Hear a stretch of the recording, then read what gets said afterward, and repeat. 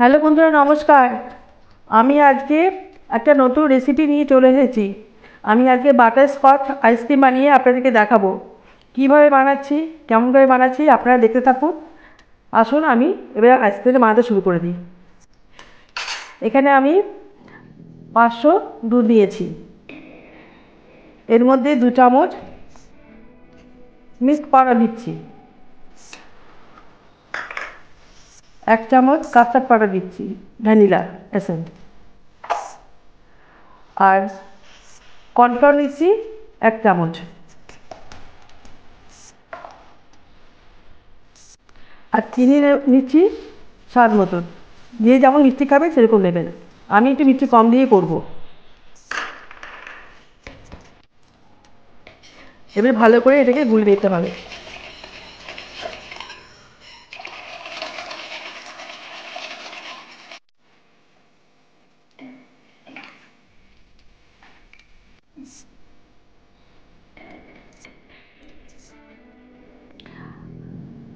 আমার এই দুধটা গোলা হয়ে গেছে। এর মধ্যে আমি এবার বাটারস্কচ মিক্সচারটা দেবো।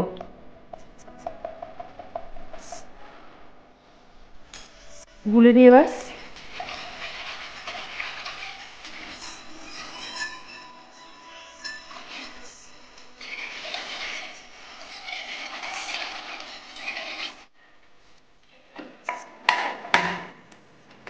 গ্যাসে আমি কড়াইটা বসিয়ে দিচ্ছি। ভালো করে ফুটিয়ে নিতে হবে এটাকে।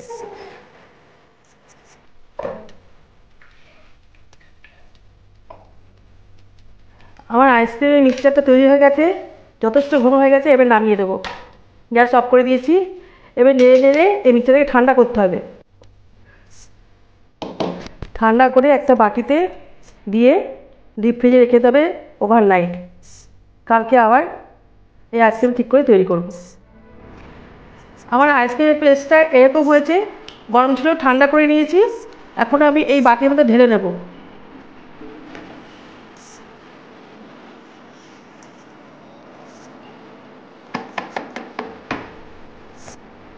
এটা সামান্য আর গরম আছে। আমি এর উপরে আমি একটা ফয়েল পেপার দিয়ে দেবো। ফয়েল পেপার দিয়ে ঢেকে দেবো, যাতে এর ভিতরে কোনো রকমে বরফ না জমতে পারে।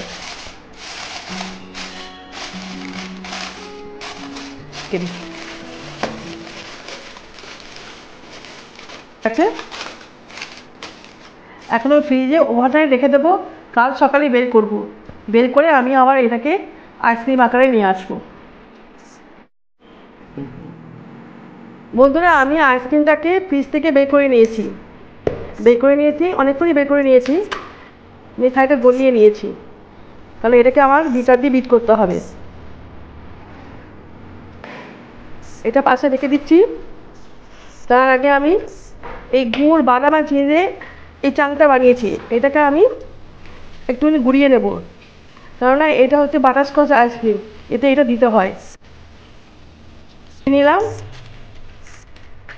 এখন বেলনাটা দিয়ে একটু ঘুরিয়ে নেব। খুব বেশি গুঁড়ো করবো না।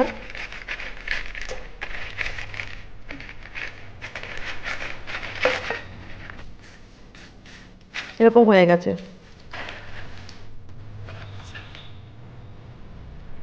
এর মধ্যে আমি খানিকটা ফ্রেশ ক্রিম দিয়ে দিচ্ছি।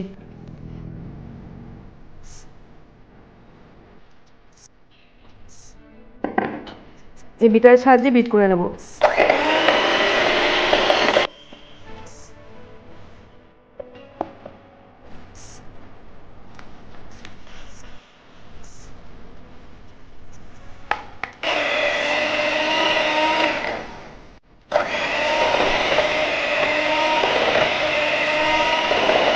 আর আইসক্রিমটা খুব নরম হবে।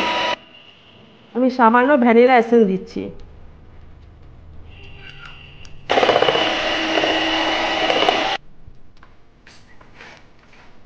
আমি এখন এই ক্রিমের মধ্যে এই বাদামের চাংগুলো আমি অল্প করে দিয়ে দেবো। তারপরে লেয়ার দিতে দিতে যাবো।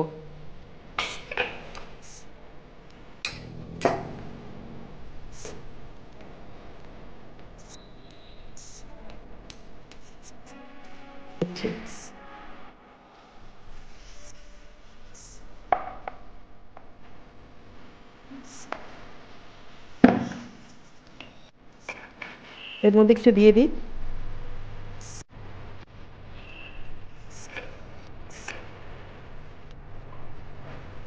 আবার খানিকটা পেস্ট,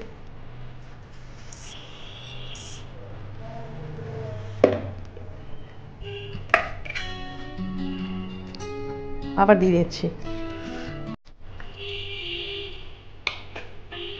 এবার সবটা দিয়ে দেবো।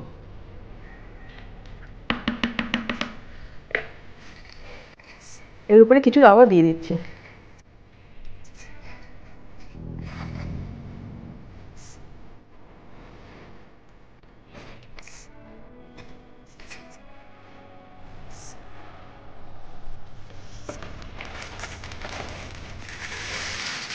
আপনাদের কাছে ফয়েল কভার না থাকলে আপনারা প্লাস্টিক পেপারও মুড়ে দিতে পারেন। ওটা দিয়ে ভালো করে মুড়ে ডিপ ফ্রিজে রেখে দেবো ওভারনাইটের জন্য আজকে আবার।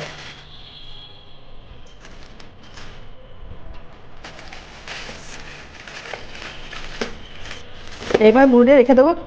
কালকে সকালে আমি আপনাদেরকে আবার দেখাবো আইসক্রিমটা রেডি হলে কীরকম লাগছে দেখতে। বন্ধুরা, এখন আমি ফ্রিজ থেকে আইসক্রিমটা বের করে নিলাম, নিয়ে এবার খুলছি। এই দেখুন, আইসক্রিমটা খুব সুন্দরভাবে জমেছে। এখন আমি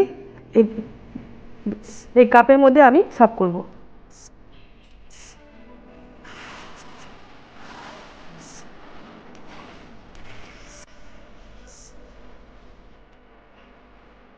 খুব সুন্দর হয়েছে আইসক্রিমগুলো আমার।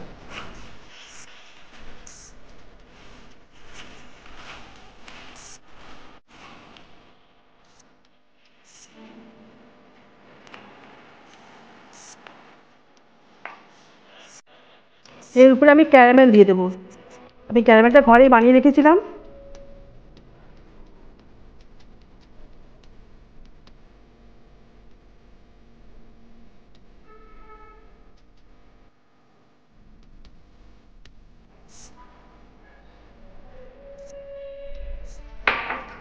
আর একটা করে আইসক্রিম এর উপরে আবার দেবো।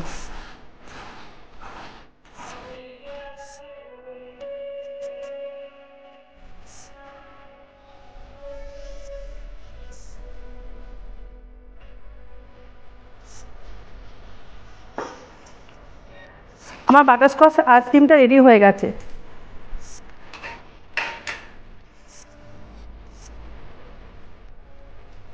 এরকম দেখতে লাগছে। আপনার বাড়িতে বানিয়ে খাবেন, সবাইকে খাওয়াবেন।